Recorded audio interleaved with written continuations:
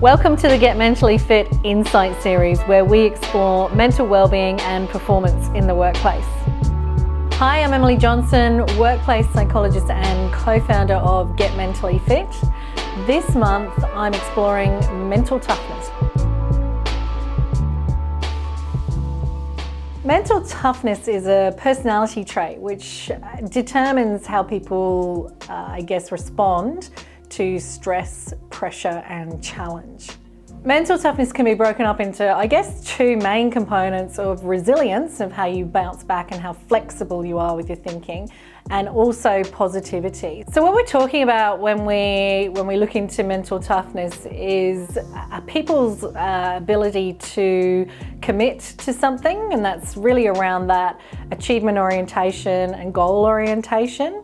We're also looking at their level of control, and that's to do with their emotional control and also their life control. What we also explore is challenge, so how risk-orientated people are and what their propensity towards learning is, so how much they are learning-orientated, I guess. What we also look at is confidence, and that's kind of twofold in regard to confidence in your own abilities and also your confidence in your interpersonal interactions, how you communicate with people, how you interact with people.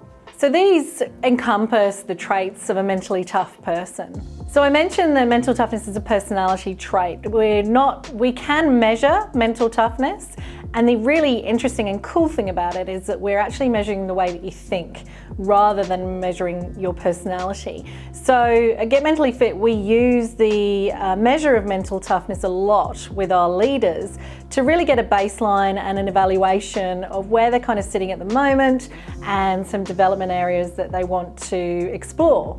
It's really useful in that regard to tease out what are your strengths and what are your development areas. The really good news is that mental toughness can be developed either through modelling what mental tough people do or through changing the way that you think.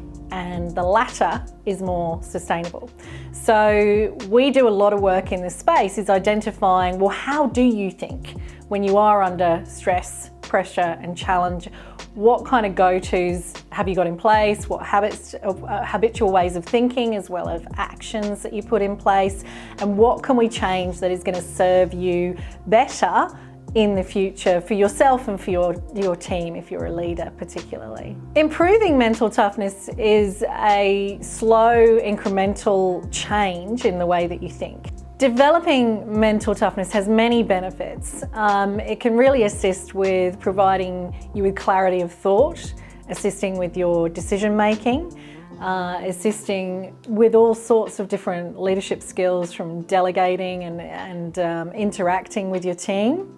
So what we're talking about here is developing an individual's intrapersonal skills and interpersonal skills. So typically when we measure mental toughness, we'll extract a few different components that people want to develop. As an example, emotional control is quite a popular trait that people want to get a grasp of, and being able to manage their emotional reaction when they're under pressure and present themselves in a way that is poised and in control. It can be really interesting kind of teasing out mental toughness and looking at the different traits that are involved. And there are some interplays that happen even within kind of the 4 areas of mental toughness. So as an example, with regard to commitment, we've got the achievement orientation and the goal orientation. So achievement orientation is all about someone being prepared to put in the hard work, and then goal orientation is about setting those goals and achieving those goals as well. There are interplays within the factors of mental toughness, which are really interesting. So for example, if a leader has high interpersonal confidence and low emotional control, they're going to be really great at and if they've got high goal orientation as well, they're going to be really good at being able to articulate and persuade their employees on various strategies and doing particular work. But if things go wrong and they have this low emotional control, then they can really explode and kind of wear their emotions on their sleeve, which can be quite overbearing for employees. So it's really great to kind of get that understanding of where you sit on the scale of all of these factors to be able to then make some changes.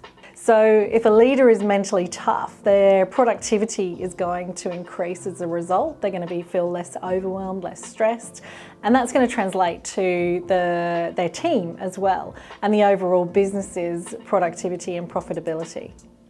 So if you like the content of this video, please do explore our YouTube channel for other videos and get in contact if you're interested in taking a bit of a deeper dive into supporting mental wellbeing in your workplace.